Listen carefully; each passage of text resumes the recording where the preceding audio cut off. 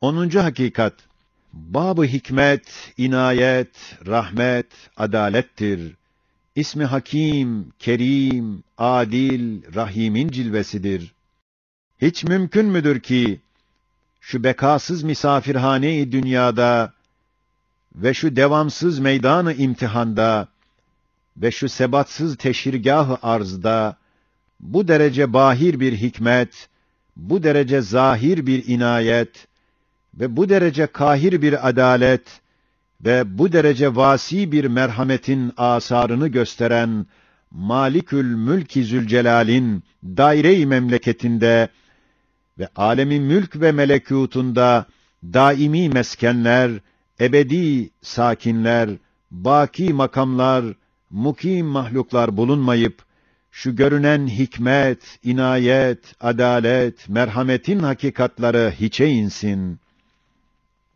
Hem hiç kabil midir ki, o Zat-ı Hakim, şu insanı bütün mahlukat içinde, kendine külli muhatap ve cami bir ayna yapıp, bütün hazain-i rahmetinin müştemilatını ona tattırsın, hem tarttırsın, hem tanıttırsın, kendini bütün esmasıyla ona bildirsin, onu sevsin ve sevdirsin, sonra o biçare insanı o ebedi memleketine göndermesin. O daimi saadetgâha davet edip mes'ud etmesin. Hem hiç makul mudur ki, hatta çekirdek kadar her bir mevcuda bir ağaç kadar vazife yükü yüklesin, çiçekleri kadar hikmetleri bindirsin, semereleri kadar maslahatları taksın da, bütün o vazifeye, o hikmetlere, o maslahatlara, dünyaya müteveccih, yalnız bir çekirdek kadar gaye versin. Bir hardal kadar ehemmiyeti olmayan, dünyevi bekasını gaye yapsın. Ve bunları alem-i manaya çekirdekler ve alem-i ahirete bir mezra yapmasın.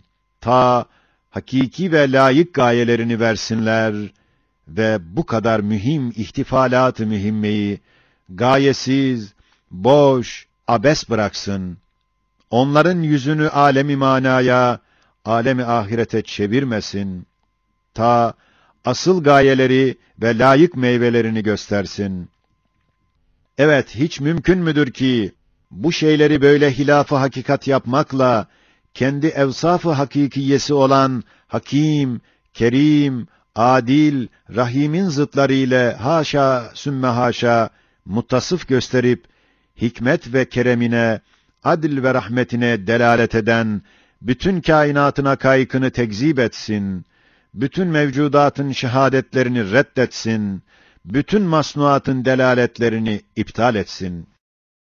Hem hiç akıl kabul eder mi ki, insanın başına ve içindeki havasına saçları adedince vazifeler yükletsin de, yalnız bir saç hükmünde ona bir ücret-i dünyeviye versin, adalet-i hakikiyesine zıt olarak ve hikmet-i hakikiyesine münafi, manasız iş yapsın.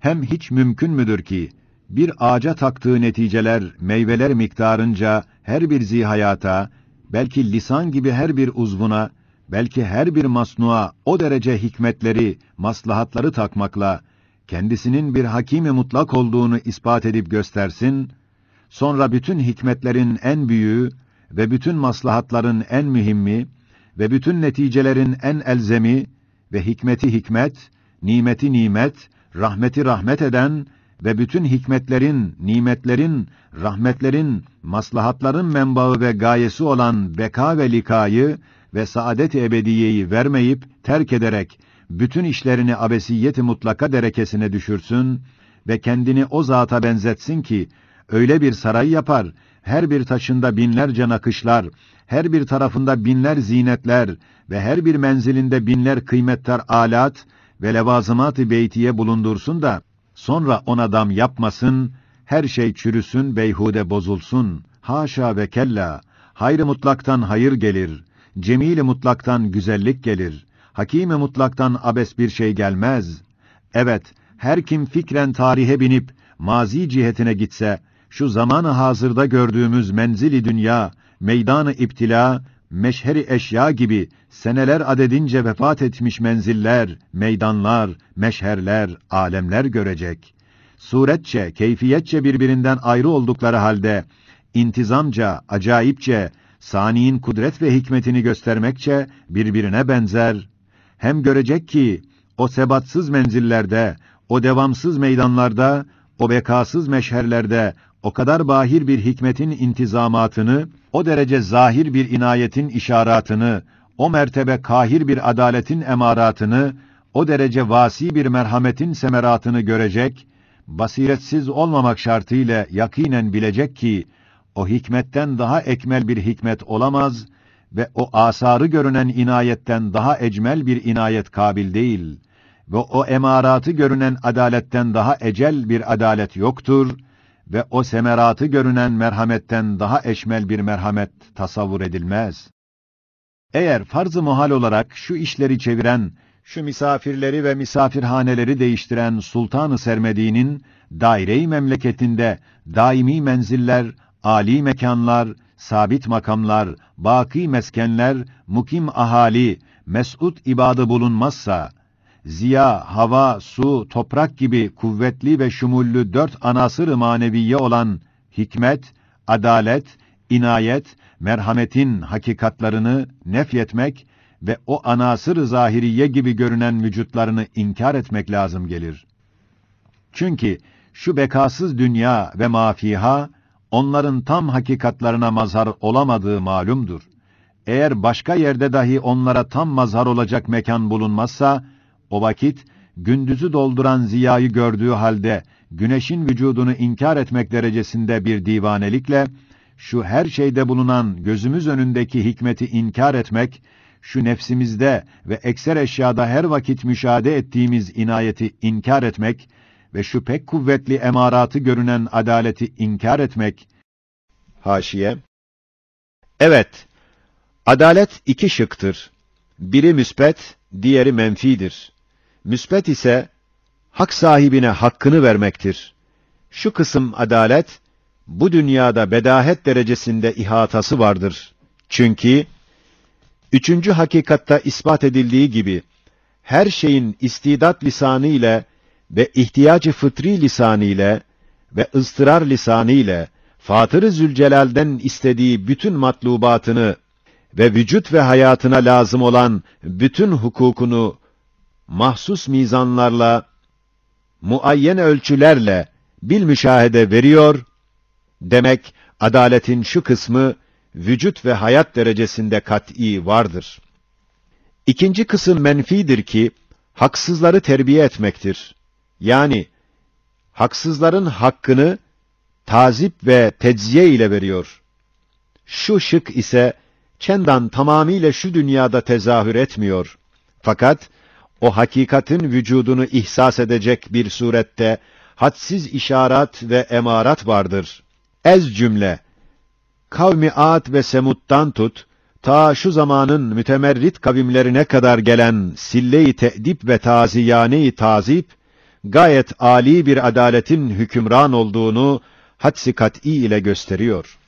Ve şu her yerde gördüğümüz merhameti inkar etmek lazım geldiği gibi, şu kainatta gördüğümüz icraat-ı hakîmane ve ef'al-i kerimane ve ihsanat-ı rahimanenin sahibini, haşa sümme haşa, sefih bir oyuncu, gaddar bir zalim olduğunu kabul etmek lazım gelir ki, nihayetsiz muhal bir inkılab-ı hakaiktir. Hatta her şeyin vücudunu ve kendi nefsinin vücudunu inkar eden ahmak sofistailer dahi, bunun tasavvuruna kolay kolay yanaşamazlar. Elhasıl, şu görünen şuunat, dünyadaki vüs'atli içtimaat-ı hayatiye ve süratli iftirakat-ı mevtiye ve haşmetli toplanmalar ve çabuk dağılmalar ve azametli ihtifalat ve büyük tecelliyat ile ve onların bu aleme ait bu dünya-i fanide kısa bir zamanda malumumuz olan semerat-ı cüz'iyeleri, ehemmiyetsiz ve muvakkat gayeleri mabeyninde hiç münasebet olmadığından, adeta küçük bir taşa bir büyük dağ kadar hikmetler, gayeler takmak, bir büyük dağa bir küçük taş gibi muvakkat bir gaye-i cüz'iye vermeye benzer ki, hiçbir akıl ve hikmete uygun gelemez. Demek şu mevcudat ve şuunat ile ve dünyaya ait gayeleri ortasında bu derece nispetsizlik katiyen şehadet eder ki, bu mevcudatın yüzleri alem-i manaya müteveccihtir. Münasip meyveleri orada veriyor ve gözleri Esma-i Kutsiye'ye dikkat ediyorlar. Gayeleri o aleme bakıyor ve özleri dünya toprağı altında, sümbülleri alem-i misalde inkişaf ediyor. İnsan, istidadı nispetinde burada ekiyor ve ekiliyor. Ahirette mahsul alıyor. Evet, şu eşyanın Esma-i İlahiye'ye ve alem-i ahirete müteveccih yüzlerine baksan göreceksin ki, mucize-i kudret olan her bir çekirdeğin bir ağaç kadar gayesi var. Kelime-i hikmet olan her bir çiçeğin, haşiye. Sual: eğer dense, neden en çok misalleri çiçekten ve çekirdekten ve meyveden getiriyorsun? El cevap: çünkü onlar, hem mucizat-ı kudretin en antikaları, en harikaları, en nazeninleridirler. Hem ehli tabiat ve ehli dalalet ve ehli felsefe, onlardaki kalemi kader ve kudretin yazdığı ince hattı okuyamadıkları için, onlarda boğulmuşlar. Tabiat bataklığına düşmüşler.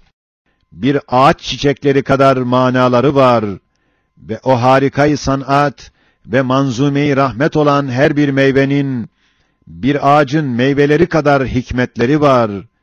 Bizlere rızık olması ise, o binler hikmetlerinden bir tek hikmettir ki, vazifesi biter, manasını ifade eder, vefat eder, midemizde defnedilir.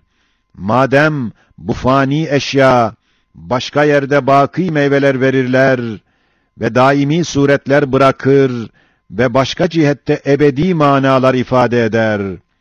Sermedi tesbihat yapar ve insan ise onların şu cihetine bakan yüzlerine bakmakla insan olur. Fanide, bakiye yol bulur. Demek, bu hayat ve mevt içinde yuvarlanan, toplanıp dağılan mevcudat içinde başka maksat var. Temsilde kusur yoktur.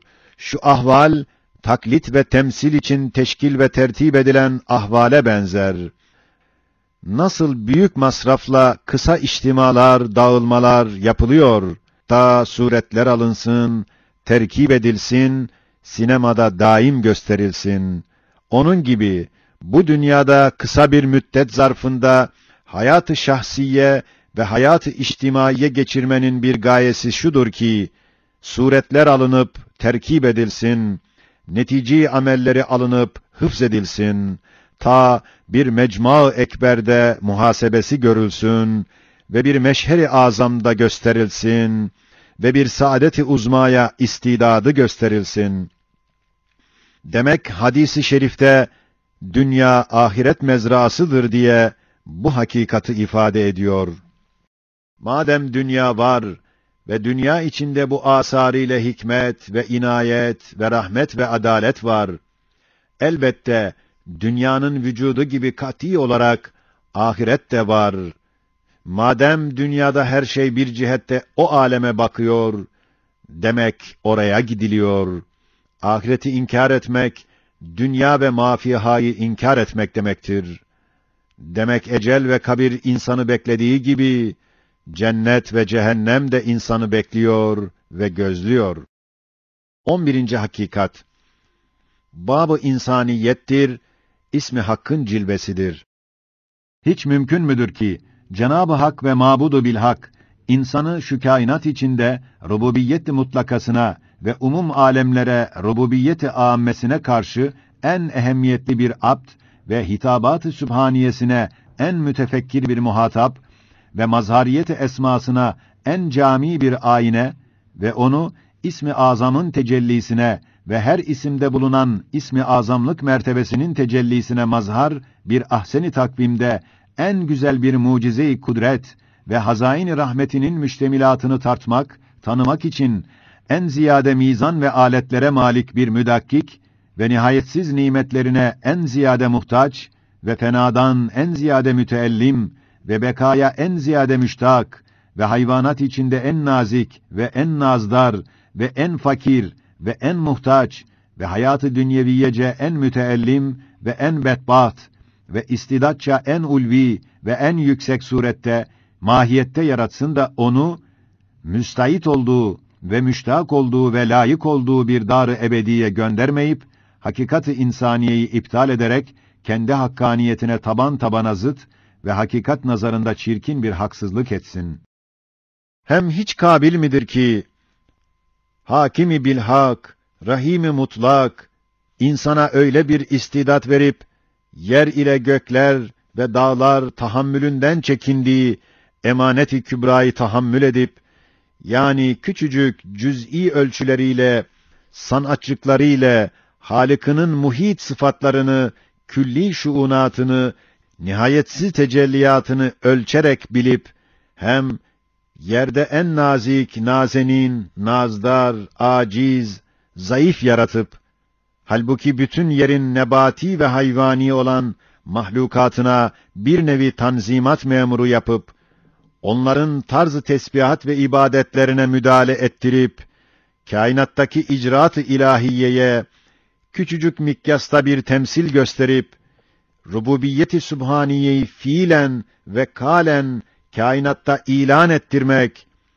meleklerine tercih edip, hilafet rütbesini verdiği halde, ona, bütün bu vazifelerinin gayesi ve neticesi ve semeresi olan saadet-i ebediyeyi vermesin, onu, bütün mahlukatının en bedbaht, en biçare, en musibetzede, en dertmend, en zelil bir derekeye atıp, en mübarek, nurani ve aleti tes'it bir hediye-i hikmeti olan aklı, o biçareye en meş'um ve zulmani bir aleti tazip yapıp, hikmet-i mutlakasına büsbütün zıt ve merhamet-i mutlakasına külliyen münafi bir merhametsizlik etsin, haşa ve kella.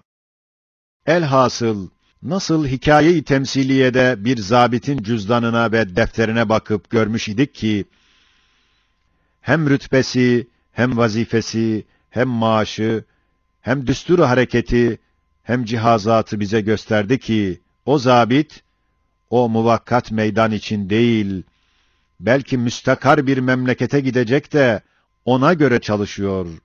Aynen onun gibi, insanın kalp cüzdanındaki letaif ve akıl defterindeki havas ve istidadındaki cihazat, tamamen ve müttefikan, saadet-i ebediyeye müteveccih ve ona göre verilmiş ve ona göre tecihiz edilmiş olduğuna ehli tahkik ve keşif müttefiktirler.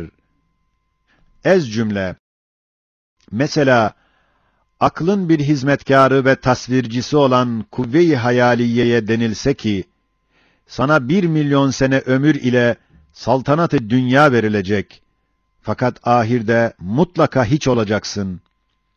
Tevehhüm aldatmamak, nefis karışmamak şartıyla, oh yerine ah diyecek ve teessüf edecek. Demek en büyük fani, en küçük bir alet ve cihazat-ı insaniyeyi doyuramıyor. İşte bu istidattandır ki, insanın ebede uzanmış emelleri ve kainatı ihata etmiş efkarları ve ebedi saadetlerinin envana yayılmış arzuları gösterir ki, bu insan ebed için halk edilmiş ve ebede gidecektir. Bu dünya ona bir misafirhanedir ve ahiretine bir intizar salonudur. 12. hakikat, Bab-ı Risaleti ve Tenzil'dir. Bismillahirrahmanirrahim'in cilvesidir.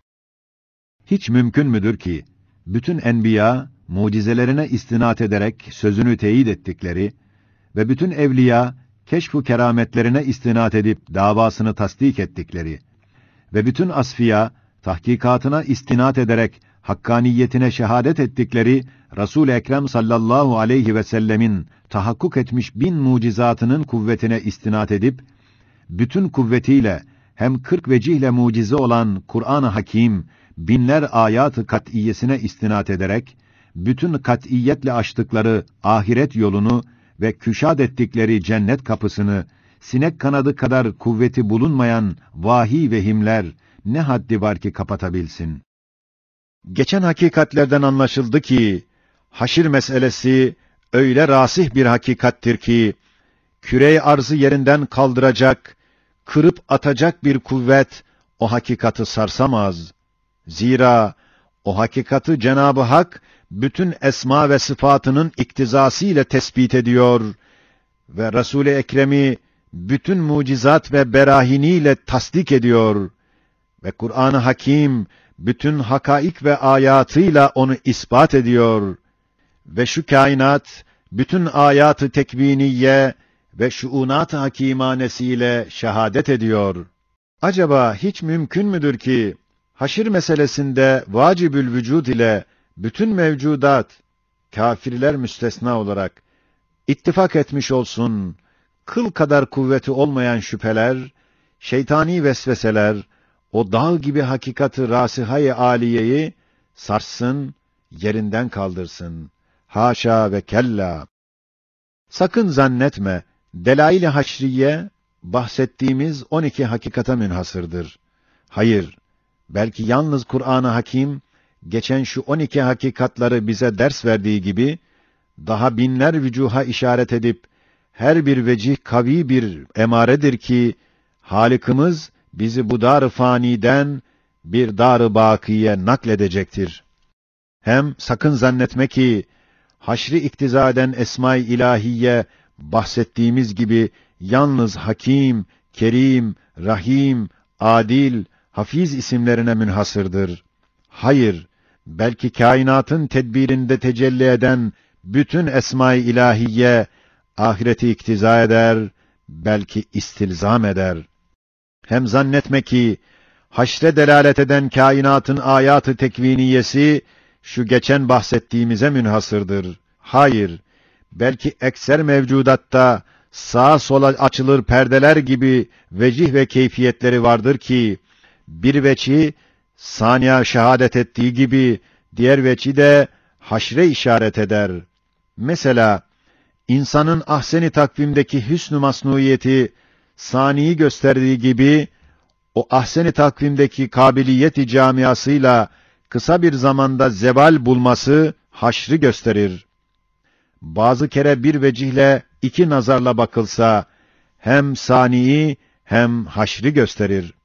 Mesela, ekser eşyada görünen hikmetin tanzimi, inayetin tezyini, adaletin tevzini ve rahmetin taltifi, nasıl ki mahiyetlerine bakılsa, bir sani hakim, kerim, adil, rahimin desti kudretinden çıktığını gösterirler. Onun gibi, bunların kuvveti ve hadsizlikleriyle beraber, şunların mazharları olan şu fani mevcudatın ehemmiyetsiz ve az yaşamasına bakılsa, ahiret görünür. Demek ki, her şey, lisan-ı hal ile, âmentü billah ve bil yevmil âhir okuyor ve okutturuyor.